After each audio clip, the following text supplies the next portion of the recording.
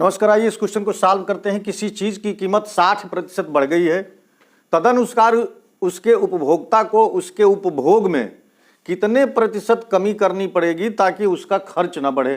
तो आप जानते हैं कि जो खर्च है वो दो चीजों पर निर्भर करता है, मूल्य गुणे मात्रा, यानी उसने मूल्य कितना है और उसकी मात्रा कितनी है।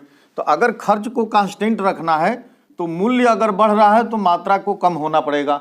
जैसे मान लीजिए कि मूल्य 60 है और खर्च 60 रुपया हो रहा है, तो ये अगर हमने मूल्य 10 रुपया रखा तो ये 6 किलो वजन खर्च हो रहा था।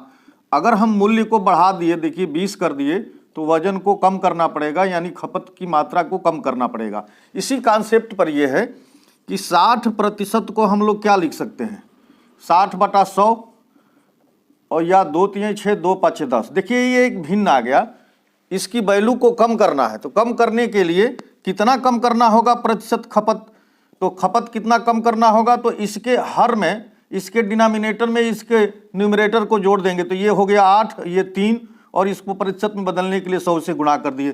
तो 4 दूनी 8, 25 100 के 100, 75/2% हो गया। और इसको हम लोग लिख सकते हैं 37.5%।